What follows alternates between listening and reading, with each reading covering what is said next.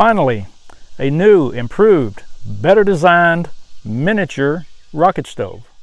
It could be the world's best designed multi-fuel rocket stove. We're going to cook a very complex recipe slash meal. If you're not really skilled with your outdoor cooking, I suggest you don't try this at home.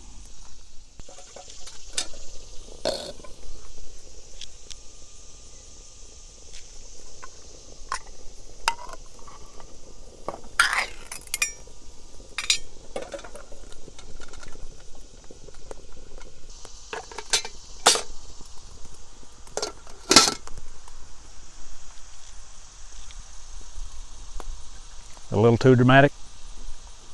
Yeah, I thought it might be. Okay, you can try it at home. It's kind of chilly. And not only does this function as a traditional rocket stove, we have some new design features that our engineers here at Chef Prepper Labs have incorporated into this design. I'll show you those after we're through cooking. But we're going to take a time out here, and I'm going to backtrack and show you the building of this, which up to this point, 6 blocks high, is just a traditional rocket stove. It's that next layer that takes into account all the new additions or new features that we've built into this stove.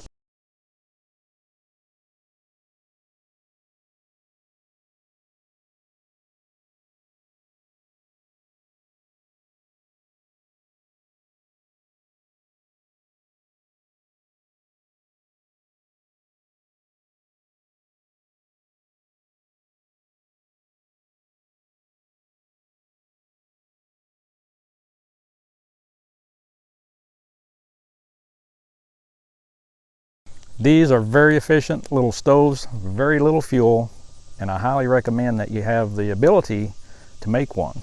I also recommend that you go ahead and make it and practice using it before the time comes when you might need to or have to.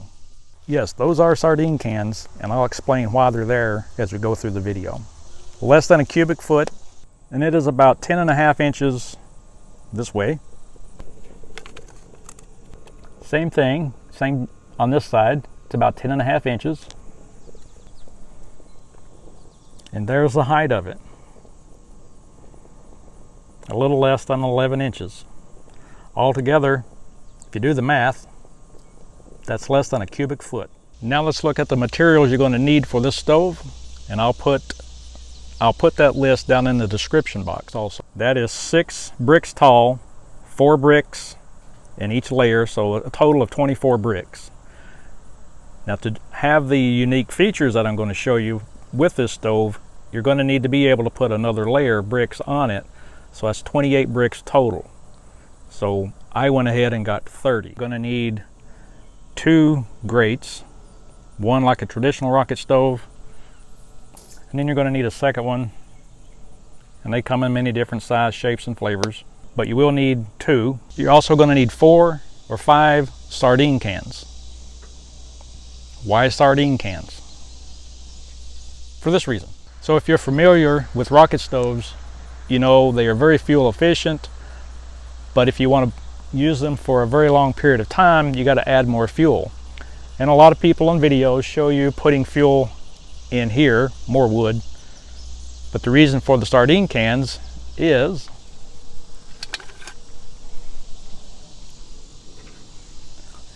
you can remove your kettle, your oven, Dutch oven, skillet, whatever, and simply top feed down into where the fuel is. Much quicker, much easier. It gets to be difficult trying to squeeze some of your fuel in here. Just drop it in the top. That's why the sardine cans are there, to give you an open area to put fuel in. Since we're talking about having a rocket stove during SHTF type events and time frames, this probably will be a permanent-ish type of a stove for you. So it probably will be outdoors. It may or may not have a roof or a cover over it. Therefore, you're also going to need something to cover it when you're not using it, like so. Yeah, it's still smoking a little bit because the flame's going out, so it's going to smoke for a little bit. But when you're not using it, you keep it covered to keep rain, debris, bugs, and stuff like that out of your stove. And so I said you needed 4 or 5 of the sardine cans, yet there were only 3 up there. So what was the other one for? Your 4th sardine can acts as a ash pan. As you can see, it call it the ashes. We're talking about a permanent-ish type of stove setup. So you're not going to want to take this down every day or two to clean those ashes out, or struggle with some kind of a little stick to get them out. Just simply use a sardine can, which fits very nicely into that hole. Pull it in and out and dump the ashes. Okay, we have 6 layers of bricks, and at this point it is a traditional rocket stove. So the new and improved version of a rocket stove, thanks to our engineers here at Chef Prepper Labs, of which I'd like to introduce you to.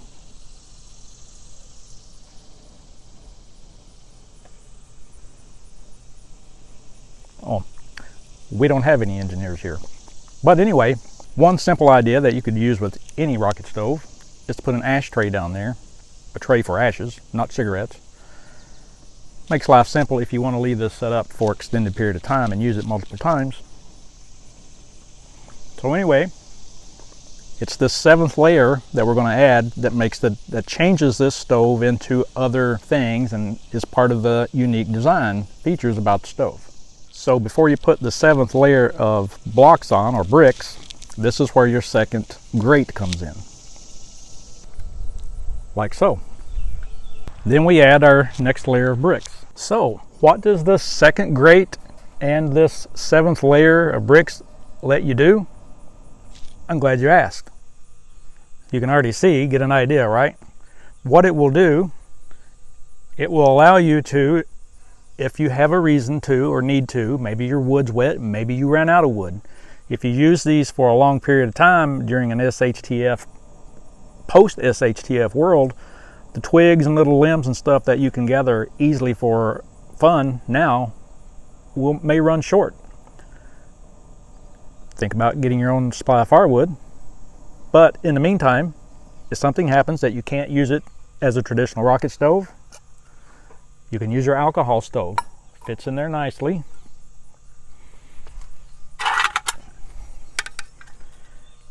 You have your 3 sardine cans. You guys don't throw those sardine cans away, do you? You can use your alcohol stove. You can use your, I noticed some of you guys have been getting the Sterno and the Kugel's Sterno-like stoves from our videos, and thank you very much. But you can also use your Sterno type fuels in here, and it's basically a very solid, stable Sterno stove. We haven't looked at these on this channel yet, but we're getting ready to. This is just a simple gel stove. You can use this in it or a number of other things. It fits in there, and you can use your gel stove. And you can also use these small fire starter logs. Now, they won't fit as they are in here, but you can cut them in half. And I did that with this stove already, with this brand. But you can also use this brand. I haven't used this particular brand in this stove, but I've used this brand of fire starters many times. When I use this one, I got about a 45-minute burn time in this stove, in this configuration, in this stove, which is why there's so much black soot on these things.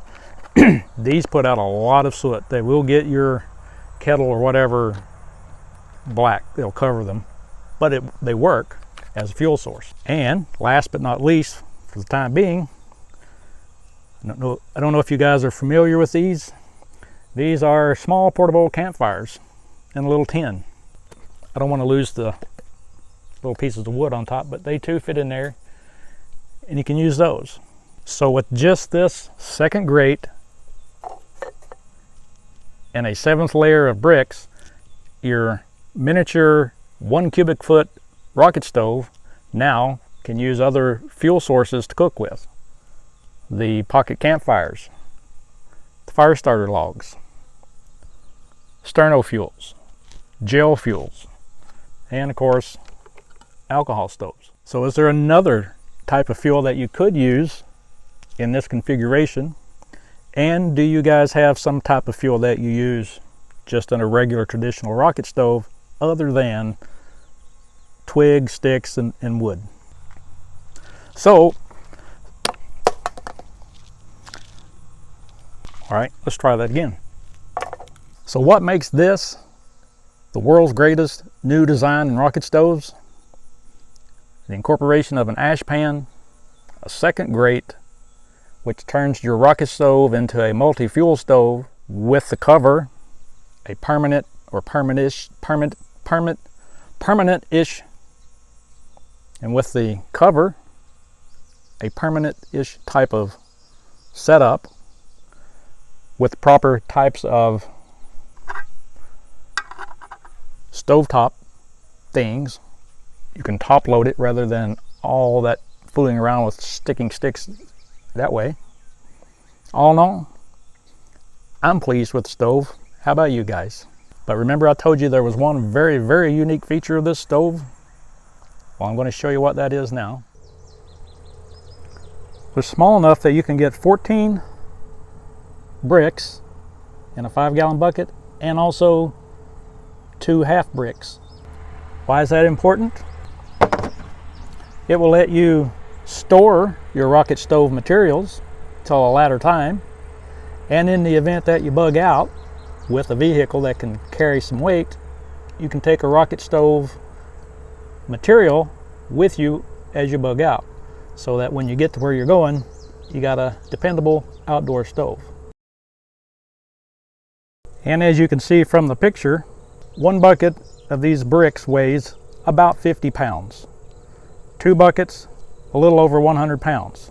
Heavy, but certainly you can take them with you if you need to go in a rush. So the new design features that make this potentially the world's greatest miniature rocket stove, yes, I had to jot them down so I didn't forget them. Number 1, it's cheaper than your regular rocket stoves. Number 2, it's smaller, takes up less space, less than a cubic foot. It's storable when you're not using it in those buckets. Number 4, it's transportable in those buckets if you need to go somewhere and want to be sure that you have a way to cook your food when you get there. With the second grate and 1 additional layer of bricks, it turns into a multi-fuel stove. Granted, it's not a rocket stove at that point, except for when you're using these, it still is. But it's still a stove and it will still cook, heat, whatever, your food. With the ashtray, it's easy to keep things cleaned out so that you get a good flow of air. And if you use it as part of an outdoor kitchen the right way, it'll be at a comfortable height and convenient to use. And if you use the right kind of burners, like the sardine cans, you can top load the fuel, which makes life much easier when you're trying to use a rocket stove. And last but not least, it's still a rocket stove and it works just fine as a rocket stove. So what do you guys think? Is it a better, new and improved design for rocket stoves? Or did I just waste my time? I'd really like to hear from you what you think about it. You won't hurt my feelings. And if you live in a place such that you just simply cannot cook outdoors with a rocket stove, campfire, or anything else, you're still going to need to fix your food, and you need to be able to do so safely indoors. And I have a video right here that will show you several fuels and stoves that you can use.